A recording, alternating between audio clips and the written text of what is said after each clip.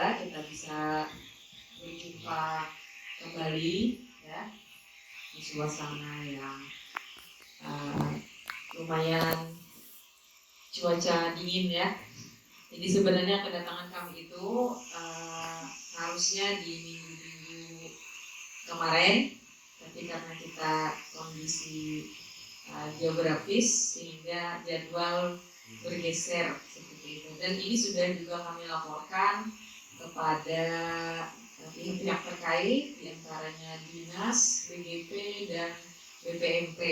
Jadi untuk yang bulan Oktober ini ada sedikit keterlambatan laporan yang harus kami buat oleh terkendala keadaan geografis kita yang memang langganan banjir gitu ya Bapak Ibu ya. Oke, tadi Pak Petrek sudah menyampaikan ada beberapa orang guru yang tidak bisa berhadir. Kami juga mendoakan semoga orang tua dari rekan kita diberi kesembuhan, kemudian rekan kita yang lain yang juga mengikuti kegiatan itu dilancarkan dalam mengikuti kegiatannya. Untuk hari ini ya, penimbasan kita ini terkait dengan pembuatan jadwal yang mengintegrasikan P5 di dalam intrakurikuler ya. Kemudian nanti ada pemaparan juga tentang digitalisasi sekolah.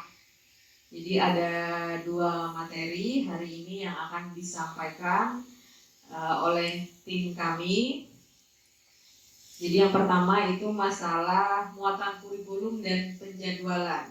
Nanti akan disampaikan oleh Pak Prayogas. Ini personel baru juga yang datang ke sini. Pak Prayogas ini dia juga tim dari kurikulum, kemudian tim IT juga dari sekolah bersama Pak Hutri, dan dia juga membantu di Dapodik. Ya, nanti mungkin kita sharing aja gitu ya, bagaimana penjadwalan, bagaimana jadwal yang kita buat tadi kita masukkan ke Dapodik seperti itu ya. Mungkin untuk lebih lengkapnya nanti akan disampaikan oleh Pak Prayogas. Ini perkenalan dulu, Ulun baru pertama kali ke sini. Nama Ulun Prayogas Noer Langga, tadi sepertinya dibilang Bu Aida. Ulun staf kurikulum juga di SMA 4, bagian jadwal dan ulangan dan lain sebagainya.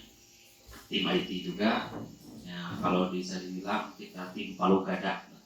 Semuanya aja yang bisa kita kerjakan, kita kerjakan.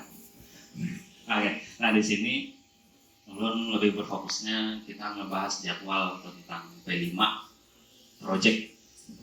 Ulun di sini nggak bikin slide, cuman Ulun paparkan bagaimana cara kita menyusun jadwalnya aja. Nah, jadi Ulun bawa di sini jadwal yang semester ini kami laksanakan di SMA 4.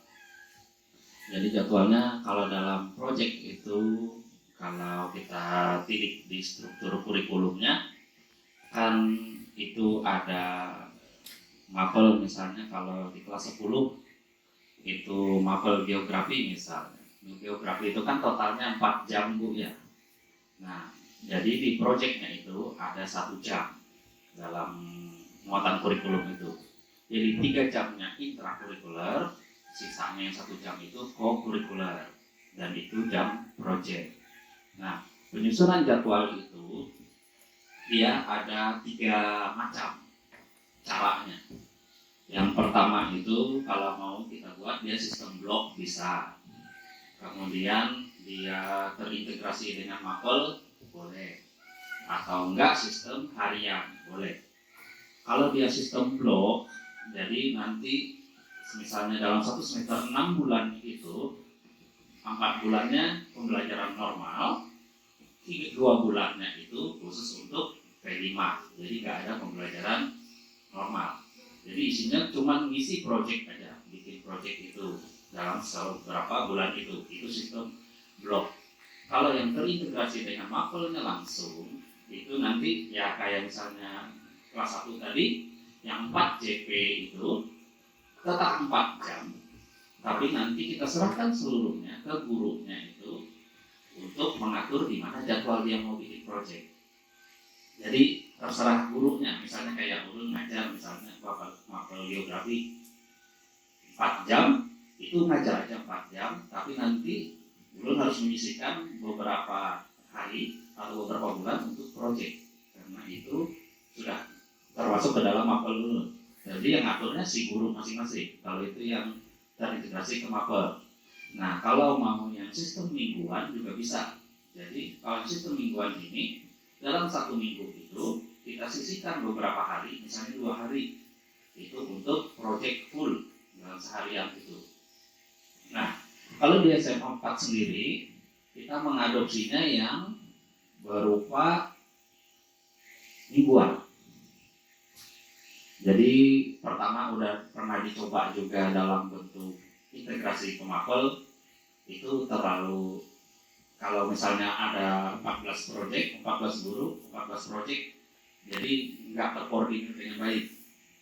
Karena apa? Karena tiap guru pemikirannya pasti beda-beda. Jadi akhirnya nggak sinkron. Kalau sistem blok akan lebih ruwet lagi. Karena apa? Karena yang nggak dapat jam project nanti nggak perlu ke sekolah akhirnya. Karena kan jam project ini ada mapelnya aja, apalagi kelas 11-12. Jadi akhirnya kita ambil di jam jadwalnya per minggu. Di sini bisa dilihat bahwa V5 itu berada di kelas 10-nya itu di hari Kamis start jam terakhir, dan kemudian pada hari Jumat full 1 hari. Ini untuk kelas 10. Nah, untuk kelas 12-nya sendiri yang project itu di hari Jumat, kalau nggak salah ulun ingatnya itu kalau ulun musuhnya kemarin. Yang banyak, nah kayak ini. Ini kan kelas 12, dia cuma Jumat setengah hari. Karena apa? Kenapa bisa beda seperti ini? Karena jam project di kelas 1 itu jauh lebih banyak daripada di kelas 11 dan 12. Kalau di muatan kurikulum itu di kelas 10 itu semua mapel itu kecuali informatika dan prakarya. Prakarya masuk. Informatika aja yang sekarang hilang. Ini bahasa Inggris atau yang lain. Nah, cuman itu aja yang nggak ikut project. Nah, kalau di kelas 11 dan 12 yang umum aja yang ikut project, yang pilihannya enggak. Jadi kalau yang umum itu kan cuma matematika, bahasa Indonesia, bahasa Inggris, agama, sekitar 6 jam sampai 8 jam aja yang bisa kita alokasikan untuk project. Nah, terus di sini kan jam project ini banyak Bu ya. Jadi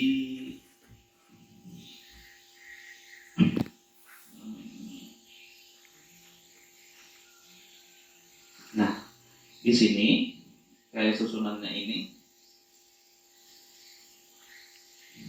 karena kita lebihan jam itu banyak, jadi di sini yang biasanya upacara itu selesainya 7.15 sampai setengah 8, ulun bisa alokasikan 2 jam lebih, jadi beresnya jam 8. Jadi ada 2 JP untuk upacara yang ulun ambil dari jam project. Jadi lebihannya bisa ulun masukkan ke situ. Di hari Jumatnya juga bisa kita tambahkan pendidikan penguatan karakter dan senam. Jadi totalnya harusnya jam project itu ini 3, 6, 8, 9 di sini 10 dengan P3K. Total dalam 1 minggu itu jam project itu ada 10 JP. Nah, kita bagi-bagi. Kalau misalnya semuanya di project kan nanti terlalu berat. Jadi kita bisa potong-potong, kita maksimalkan jamnya. Nah, pendidikan penguatan karakternya ini apa? Ini bisa kita sesuaikan dengan sekolah masing-masing. Kalau di SMA 4, kita kegiatannya berupa kegiatan keagamaan. Kalau yang Islamnya sholat duha bareng, yang Kristen dan Katolik mereka ibadah juga, tapi berbeda tempat, sekitaran sekolah juga. Jadi sesuai dengan guru agamanya masing-masing, dan juga didampingi dengan guru-guru lainnya. kemudian baru dilanjutkan senam. Nah, kenapa kita pakainya yang ini? Karena ini lebih gampang kita susun dan tingkat kolaborasinya lebih enak kita susunnya. Yang kelas 10 bisa banyak orangnya. Jadi ini padahal apalagi yang dapat guru project itu kayaknya bakal untung ya Bu ya. Jadi kalau yang di sekolah-sekolah yang menganut 24 JP ini akan dipotongnya banyak banget, hampir 8 jam. Jadi dia di SK atau di dapodiknya tetap 24, tetapi ketika pelaksanaannya di lapangan mereka nggak pure 24, mungkin sekitar 24 kurang 8, 16 jam aja, tambah projectnya 20, 4 jamnya tetap dianggap valid, tapi dia nggak ngajar di 4 jam itu. Karena apa? Nah, kayak di kelas 10 ini kan Pak, ini kan 6, 8 total ya. Nah, kenapa ulun bikinnya kayak gini dalam struktur kurikulum itu? Jadi pada saat Kamis sore itu, ini kan ada 2 gurunya, Budi dengan Magda berdua. Nah, dari sini harapannya bisa berdua hadirnya. Nah, ketika hari Jumat mereka bisa bagi 2. Misalnya yang satu hadirnya pagi, yang satunya hadirnya siang. Nah, minggu ke depannya mereka di Kamis tetap turun bareng, pas hari Jumatnya bisa di rolling. Jadi yang paginya turunnya yang satunya turun siang. Jadi yang dihitung bukan 8 ini, jadi yang dihitung cuma 5 malah. 3 tambah 5 ini aja. Jadi ada 3 kosong yang nggak dihitung dalam proses pembelajaran mereka, tapi tetap validnya tetap 24. Gitu. Kalau di sini P5-nya udah mulai jalan tuh. Udah mulai jalan Pak ya. Nah, sistem penjadwalan kayak mana Pak? Ini Jumat Sabtu. Berarti karena hari ini full day kan? Enggak, nah berarti Jumat Sabtu Bu. Ini bisa. Jadi kita bisa atur sesuai jadwalnya itu, asalkan ini enak-enak potongnya aja sih kalau menurut biar semuanya terasa adil. Jadi potongannya itu tetap terasa. Kadang-kadang ini tahun ini SMA 4 kelas 11 12-nya guru proyeknya cuma umum. Kalau tahun sebelumnya, semester sebelumnya itu kita semua mapel, kita generalkan aja. Jadi semuanya kita potong, kita masukkan proyek semua guru. Jadi tahun ini kita yang semester baru ini kita adopsi lagi yang baru, kita sesuaikan lagi. Jadi yang enggak kan harusnya kalau kayak kelas 11 12 itu kan tuh kalau yang mata pelajaran pilihannya kan kayak kimia, biologi itu kan dalam kurikulum itu 5 jam ya maksimal di rapodik itu. Nah kalau harusnya 5 jam ini kan terlalu berat ya, 2, 3 atau ya kalau kata kita tuh jempe lah yang mengajar. Jadi kita ambil kebijakannya bahwa mereka tetap 4, tapi nggak usah ikut project aja gitu. Jadi mereka fokus ngajar aja. Jadi yang ngajar itu cuma ya kayak kurikulum ini juga yang kelas 11 12 itu akhirnya kadang-kadang keluhannya itu kok aku terus yang project, padahal kan emang mapel dia itu dikhususkan untuk project. Masalah kayak guru agama kan dia kelas 11 12 itu kan dia wajib project. Jadi kadang-kadang bukan berkisah juga dengan ulun, kenapa saya lagi ini project, kita ya kayak gimana kan beliau gurunya gitu. Jadi kita nggak bisa ngotak-atik mau saya masukkan jadwal saya jadi project atau itu ketentuan kurikulumnya nggak ada gitu. Jadi kadang-kadang itu aja sih yang jadi problem kita penjadwalan ini. Jadi ya maunya tuh di rolling aja katanya. Makanya kemarin kita bikin semua itu masuk project. Tapi kalau dilihat kayaknya agak kurang efektif juga kalau terlalu banyak. Nanti ya kita kan kepala satu dan kepala lainnya kan beda-beda nanti pendapatnya. Akhirnya kita rampingkan lagi. Nah, di sini kita pakai koordinator. Koordinatornya itu per tingkatnya 1. Kalau kemudian bisa juga dipakai, kayaknya kalau dibikin satu tingkat nggak apa-apa. Tapi kalau mau dibikin projectnya misalnya sama, misalnya dari bisa Bu Aida ya, misalnya sama gitu, disamakan temanya bisa. Nah, jadi kalau mau kalian mau merampingkan itu, dibikin satu aja temanya, pakai satu koordinator boleh, nggak apa-apa. Dan juga kalau misalnya itu juga diakui di Dapodik. Kalau di Dapodik itu maksimal per tingkat itu 6 JP diakuinya. Jadi ngajar project aja itu bisa 6 JP.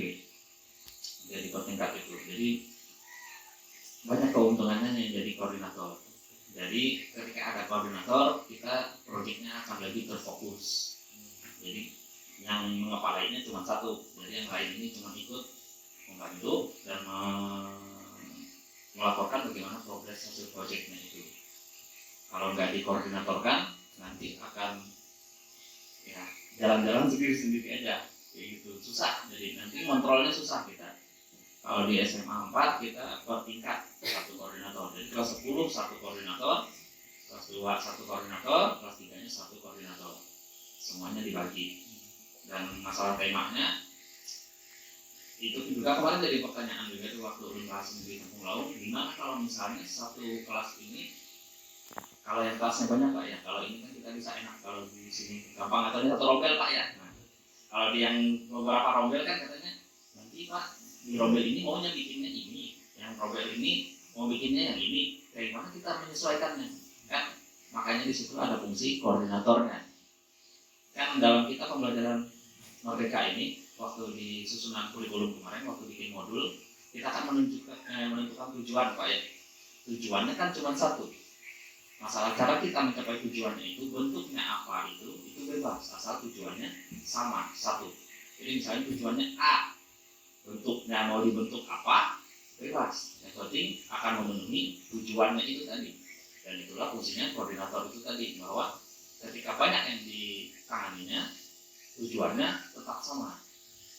Jadi untuk mengarahkannya lah gitu, biar nggak melenceng jauh proyek ini. Jadi modulnya itu ya bisa kita katakan universal aja, tujuannya itu umum aja. Jadi nanti bisa diatur untuk masuk ke tujuan itu. Sama aja kayak kita bikin tujuan pembelajaran kita pada pembelajaran di kelas biasanya kan. Tujuannya ya misalnya menentukan ini, ya caranya bebas, banyak caranya, ada diferensiasi dan lain sebagainya kan. Jadi banyak caranya itu ya, tapi tetap aja tujuannya tetap harus satu. Gitu. Jadi fungsi koordinator untuk mengecek itu semua biar aturannya proyeknya itu berjalan dengan lancar. Nah, untuk SMA 4 sendiri sekarang proyek kita apa Bu ya? Belum nggak pernah proyek soalnya. Nah, kelas 10 kelas suara demokrasi, yang kelas 11 12 itu rekayasa dan berteknologi Bu ya. Nah, jadi yang kelas 10 ini fokusnya ke pemilu Bu ya. Pemilu OSIS itu proyeknya. Pemilu dengan yang ini gitu. Nah, yang kelas 11 12-nya mereka rekayasa. Ada yang mau bikin, kemarin itu yang pernah saya cek waktu lewat kelas ada yang bikin panel surya, kalau nggak salah ada juga, itu kan bisa pakai geodaya. Ada juga yang mau bikin kincir angin, kayaknya banyak. Jadi yang tugas kita, koordinator yang ngecek itu semua. Jadi koordinator nggak masuk ke kelas, nggak masuk di kelas, yang masuk adalah guru lain. Cuman guru lain ini lapor ke koordinator bagaimana progres proyeknya, kayak gitu. Nah, ada yang mau ditanyakan Ibu Bapak? Kita sharing aja nih. Pun target bebas aja.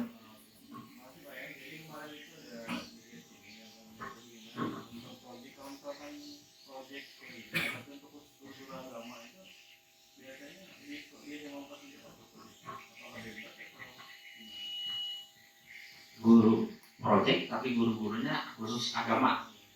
Di kelas berapa nih Pak? Bebas. Kelas 10 isinya guru agama aja. Kan project itu ditentukan atas 6 atau 7 tema juga. 7 ya. Iya. Kita tetap tentukan temanya apa. Itu misalnya berkebinekaan Bineka Tunggal Ika. Jadi ya proyeknya tentang itu. Terkait dia ngajarnya novel apa, itu nggak pengaruh. Jadi tetap harus yang dipenuhi adalah tujuan dari Bineka Tunggal Ika proyeknya itu. Bagaimana caranya?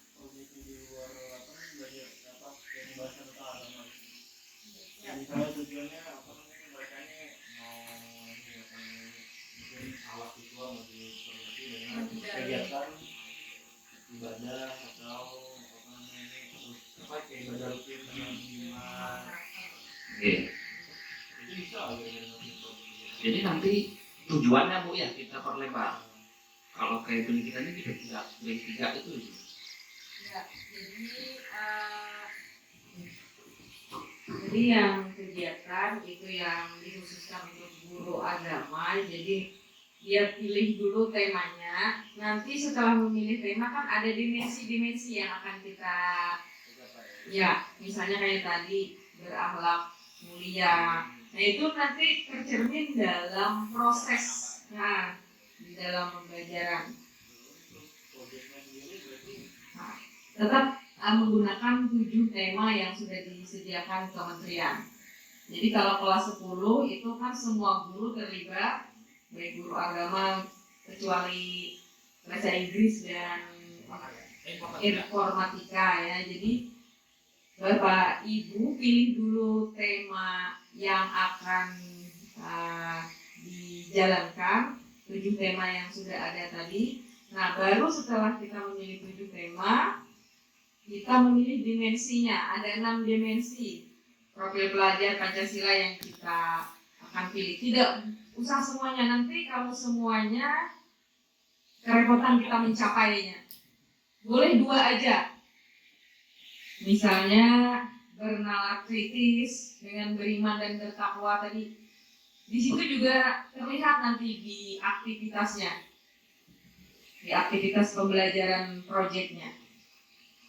Dimulai misalnya dari kegiatan-kegiatan yang berhubungan dengan keagamaan, tadi berdoa segala macam. Nah kalau misalnya Bapak Ibu ingin memunculkan produk dari khusus tentang guru agama tadi, itu bisa di pengembangan karakter. Kayak punya kami ada PPK di hari Jumat, itu khusus dikelola oleh guru agama.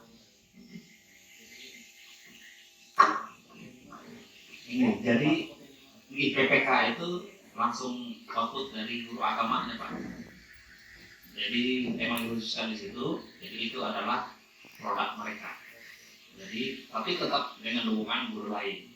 Guru lain kan yang sesuai agamanya masing-masing ikut di kegiatan itu. Jadi misalnya kayak ibadah, kadang itu kalau mereka yang Katolik, mereka ibadah lengkap dengan bajunya itu, jadi pastor-pastornya itu dari murid. Nah, guru-guru lain yang sama Katolik ya ikut juga di situ. Nah, yang agama Islam sholat semua di lapangan kayak gitu. Jadi khusus yang pengembangan karakter mereka di situ. Nah, kemudian yang project itu mereka susun pula. Nah, kalau misalnya kayak ngambilnya kita kayak berkebinekaan global misalnya. Ya. Nah, itu kan Bineka Tunggal Ika. Nah, itu kita kan bisa ambil dari sisi agama kan bahwa kita ngambil sikap toleransi. Jadi kita ambil proyeknya, kita bikin apa? Yang termasuk yang pernah saya bikin itu di sekolah itu kita bikin miniatur. Jadi miniaturnya itu berupa rumah ibadah semuanya. Jadi kita susun 5. Semua rumah ibadah itu kita bikin miniaturnya. Dan itu dikerjakan proyeknya di kelas. Jadi itu bisa kita bawa. Ya ini kita bikin proyeknya ya tentang Bineka Tunggal Ika, ya kita menghargai bahwa ini kita ini sama-sama semuanya. Jadi kita nggak ada pembedaan, jadi proyek kita angkat itu masalahnya. Jangan ada yang namanya salah dan lain sebagainya itu. Jadi kolaborasinya selain siswanya yang berkolaborasi, kita guru juga saling jajak pendapat juga. Kita mau bikin apa nih? Jangan cuman proyeknya yang aku maunya kayak gini. Kita ngikut aja, itu jangan, itu susah. Jadi nanti susah. Ini ada lagi, Pak Ibu. Jadi kalau kita yang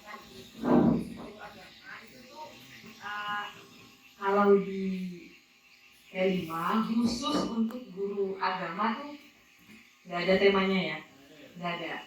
Tapi kami di sini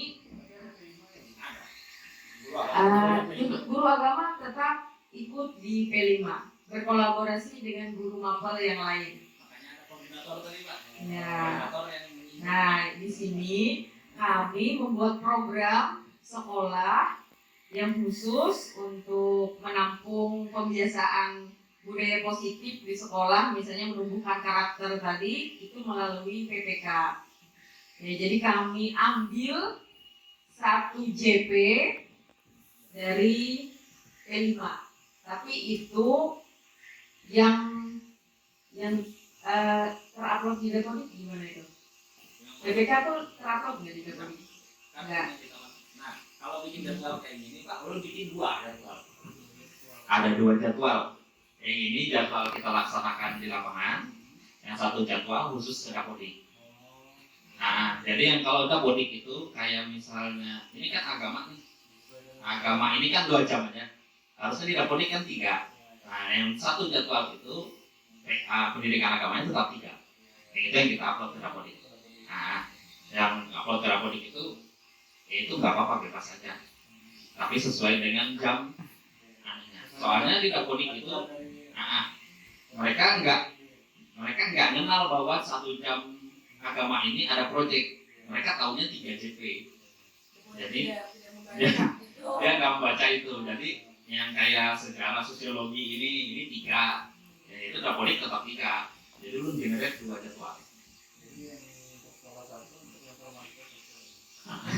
Jadi yang di sekolah itu kita laksanakan, yang ada proyeknya kan kita yang ngatur proyeknya. Yang ke Dapodik kita bikin 1 lagi.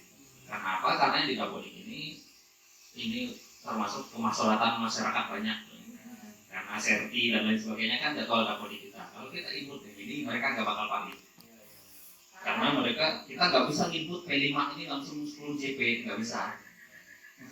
Karena regulasi sertifikasi itu pasti menganut yang 24 JP. Sebenarnya memang ada sudah regulasi baru yang menerangkan bahwa kalau kita sudah sekunder itu otomatis berapapun kita mengajar itu pasti palet. Tapi itu tuh lambat paletnya. Itu yang jadi kita ribut kadang-kadang di sekolahnya kapan ada palet lagi yang ya kapan paletnya kayak lagi. Iya. Itu biasanya. Tapi sebenarnya tuh kalau sistem kumer karena membaca jam lagi karena kan jamnya itu per tahun. Berapa ya 1 tahun? Ya 7 pokoknya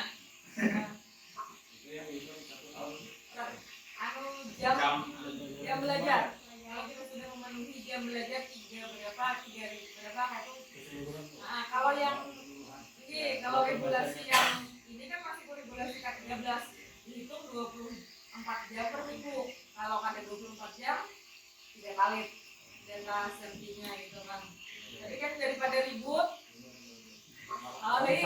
di sekolah yang besar tuh yang ini aja ada yang sudah cair, ada yang belum cair, ada yang kemarin itu jadi kadang jadi enak gitu nah sama kawan-kawan. Iya.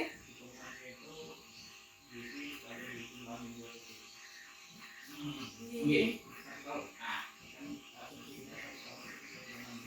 36 minggu nah habis itu sisanya kan dari 36 minggu itu kan vertikal 36 minggu tatap muka. Kalau di Kumer karena kan ada proyek dikurang proyek itu sebenarnya kalau itu tuh lebih mudah Bang kita kalau pakai tapi tetap regulasinya deposit itu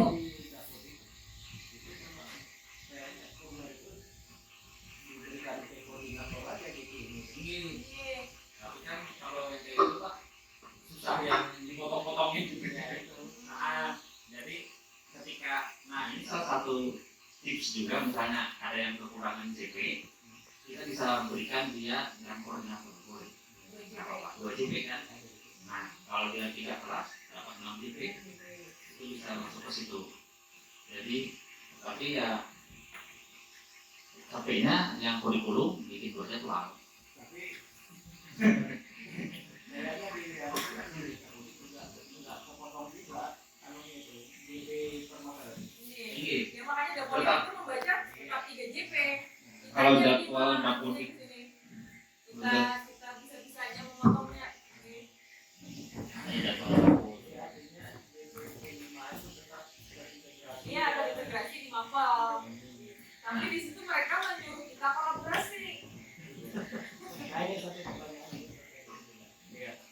Wisata.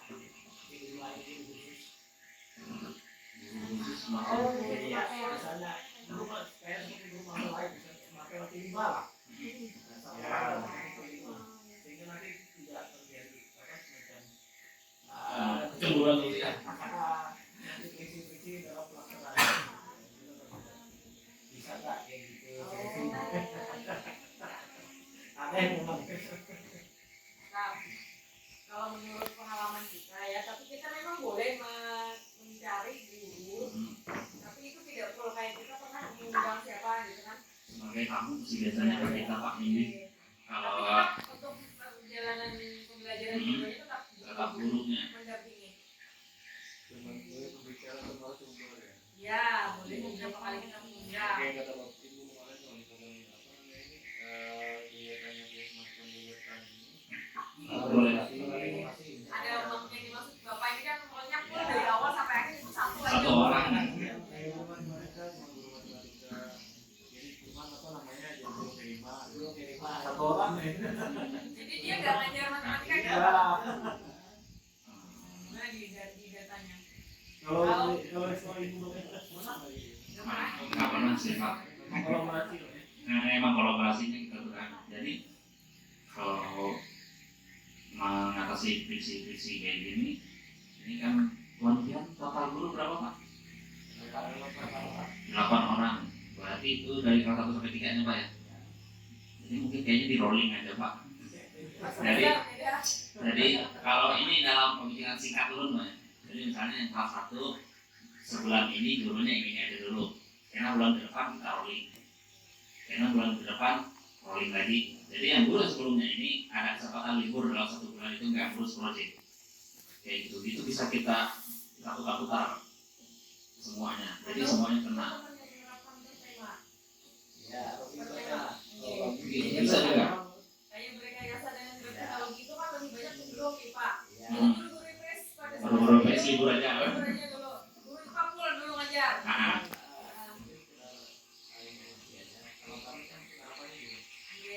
ini Temanya, siapa guru apa yang terkait dengan tema. ya, itu kayak kita yang pertama gitu. ya pertama bikin kayak gitu. Jadi kita karena dilihat ini perkembangannya oke ini, kita rolling lagi nih, ganti lagi caranya. Akhirnya ini sekarang yang ini udah mulai berjalan 2 semester, ini udah tidak ada lagi goncang gancingnya. Jadi semuanya udah menerima bahwa oh ini emang kayaknya kita itu lebih ke arah kurang tahu dengan kurikulumnya Pak. Jadi guru-guru itu kadang-kadang nggak sadar bahwa kurikulum ini diganti, ada perubahan pada matkul mereka. Mereka tahunya bahwa kurikulum mereka jam itu tetap aja kayak gini 3 jam. Karena mereka nggak tahu bahwa dalam 3 jam itu ada proyek padahal 1 jamnya. Dan itu wajib untuk mereka. Mereka kadang-kadang nggak tahu itu Pak. Jadi kadang-kadang sosialisasinya yang perlu kita gencarkan ke guru-guru itu. Soalnya selama ini ya ulun emang sering ngejelasin ini aja.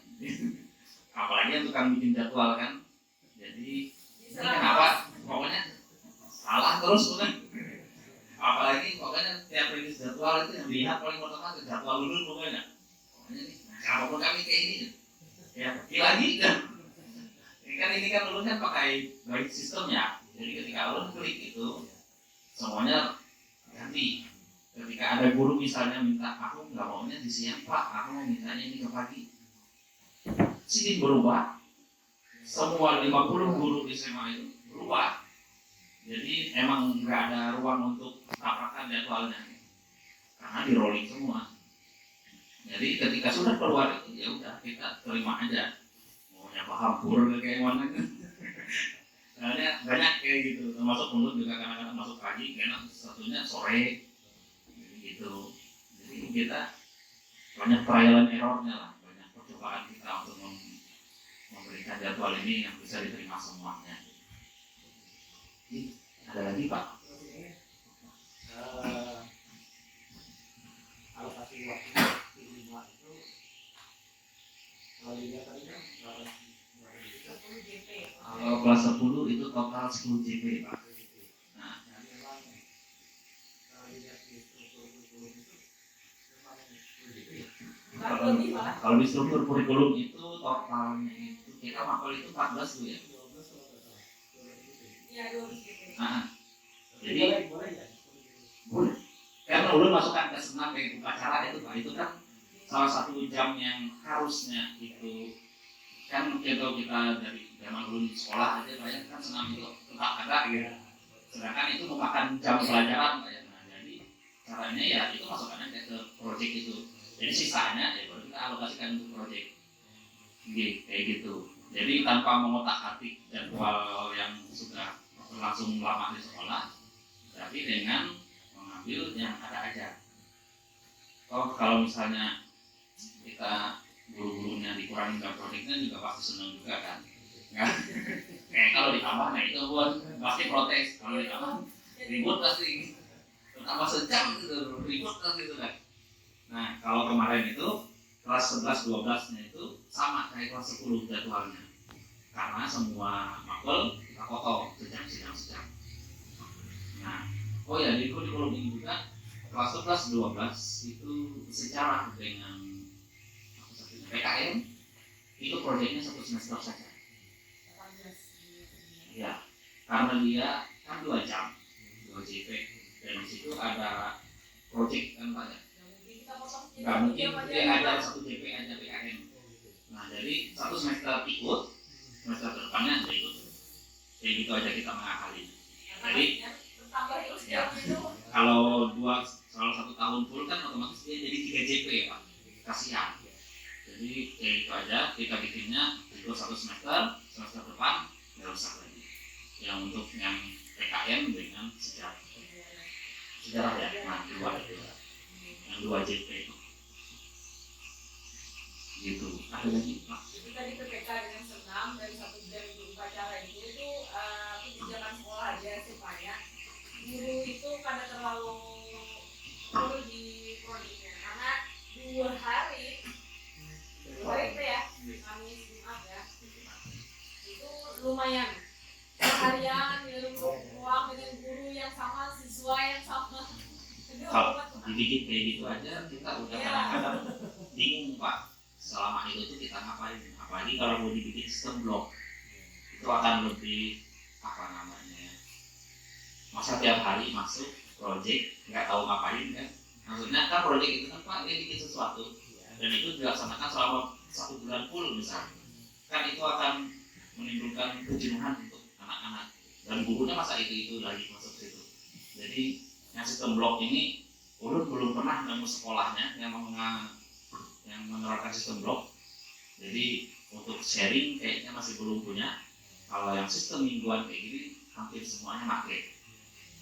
Nah kalau yang sistem dibalikan ke guru makulnya kayak misalnya kayak jadwal laporik aja yang pure misalnya kayak gitu itu kayaknya semuanya ngeluh juga. Karena apa? Karena produknya nanti terlalu banyak. Dan masalahnya guru agama aku nggak bikin ini, masuk lagi guru geografinya mau bikin yang ini. Akhirnya kan 12 JP itu masa 12 juga proyeknya kan nggak mungkin, itu terlalu membebankan juga akhirnya. Jadi pilihan tengahnya itu ya sistem mingguan ini lebih gampang diimplementasikannya Pak ya gitu. Nah di sini saya akan memberikan materi digitalisasi sekolah. Nah di sini digitalisasi sekolah itu berarti kita harus dipaksa harus mengikuti zaman, karena mau tidak mau suka tidak suka bahwa teknologi dan zaman itu makin berkembang terus. Jadi kalau kita tetap misalnya tidak mengikuti teknologi, ketika kita dipanggil ke tengah kota atau pelatihan apapun misalnya, kita sendiri malah yang kebingungan sendiri. Jadi kalau kita paham tentang digitalisasi, setidaknya untuk pembelajaran lah dulu, untuk pemanfaatan teknologinya. Nah di sini yang saya sampaikan yaitu pemanfaatan akun Belajar ID. Saya lihat di Google Workspace ini ada misalnya Google Doc, Google Formulir, Google Slide, dengan Google Spreadsheet buat Excel-nya.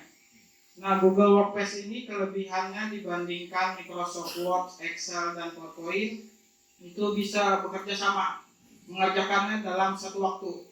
Misalnya kita mau membuat dokumen, misalnya ternyata dokumennya ini mau dikerjakan oleh 5 orang sekaligus, itu bisa kalau menggunakan Google Workspace atau Google Doc. Nah, kalau misalnya menggunakan Google Word, itu ketika satu orang selesai mengerjakan, kita kirim lagi ke satu orang buat meneruskan apa yang ditambahkan. Nanti kalau sudah pakai akun Google biasa, ketika kita beli yang 100 GB ternyata tidak cukup, itu kita bisa tambah lagi. Ternyata 200 GB pun tidak cukup, bisa tambah lagi sampai unlimited. Itu yang biasa. Tapi kalau akun belajar ID itu sudah dibatasi, kita tidak bisa nambah-nambah lagi. Kalau sudah penuh ya mau tidak mau harus ada yang dihapus dari akunnya.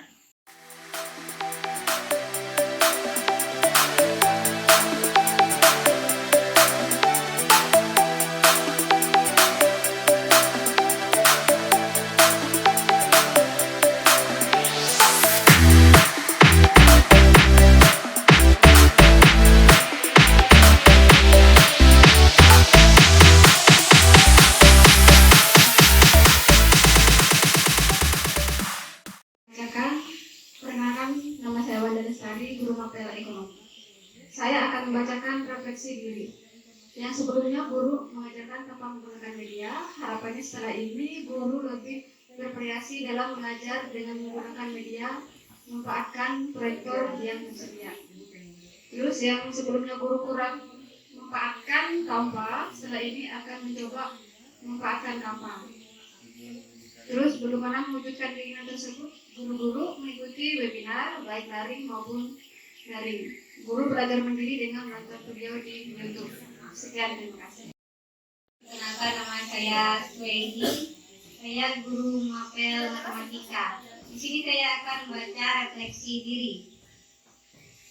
Saya menginginkan sekolah ini menjadi sekolah digitalisasi seperti apa sebelum dan sesudah. Sebelum SMA PGRI Tegulau sangat terbatas untuk memaksimalkan digitalisasi dalam proses pembelajaran karena jaringan tidak mendukung atau minim. Sesudahnya diharapkan dapat mengoptimalkan digitalisasi dalam proses pembelajaran sehingga mempermudah kita mengembangkan media dan materi pembelajaran. Bagaimana mewujudkan keinginan tersebut? Mengembangkan pemahaman mengenai digitalisasi baik dari mengikuti pelatihan-pelatihan atau workshop maupun belajar secara mandiri dari berbagai platform sehingga dapat kita terapkan di lingkungan sekolah. Demikian dan terima kasih. Terima kasih atas waktu dan kesempatan yang telah diberikan. Ini refleksi diri yang terpikirkan oleh kami. Jadi sekolah yang kami inginkan, sekolah digitalisasi seperti apa yang kami mau. Sekolah kami ini adalah sekolah yang terisolasi, berada di tempat yang ada di tengah-tengah antara hutan, perusahaan, dan akses itu sulit, apalagi untuk mendapatkan informasi, sehingga di dunia atau di era sekarang yang semua hal itu dituntut untuk bisa memanfaatkan teknologi, jadi terhambat. Jadi pengetahuan dan juga perkembangan di desa, apalagi di sekolah kami sekaligus, itu tidak berkembang secara optimal. Nah, harapan kami di kemudian hari hampir sama dengan teman-teman guru, Bu Eni tadi, dan teman-teman guru yang lain, Bu Wanda yang sudah disampaikan. Jadi harapan kami itu di sekolah kami ini segala akses, fasilitas, bahkan pengetahuan dan informasi itu bisa mudah didapat, sehingga sekolah kami yang kekurangan keterbatasan informasi itu dapat mencapai tujuan pendidikan yang baik,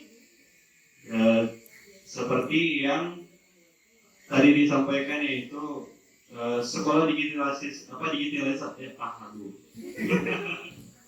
digitalisasi seperti apa yang kami itu ya seperti itu.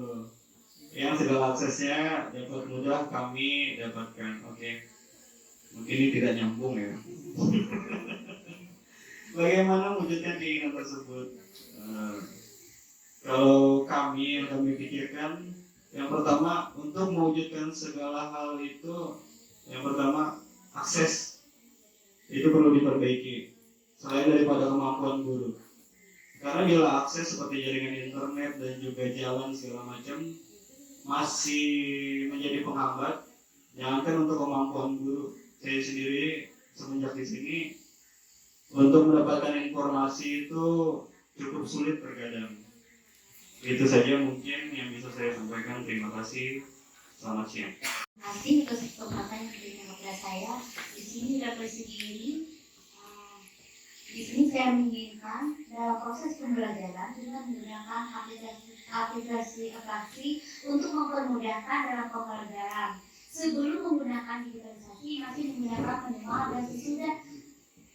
manual dan sesudah mengenal digitalisasi dalam kita membantu dalam terutama dalam melaksanakan tugas-tugas dan pembelajaran bagi peserta didik. Bagaimana keinginan tersebut? Untuk keinginan tersebut, kami sangat berharap ke depannya supaya bisa lebih maju dalam melaksanakan pembelajaran dan tugas-tugas sekolah bagi guru untuk mempermudahkan dalam pembelajaran bagi peserta didik kami. Terima kasih.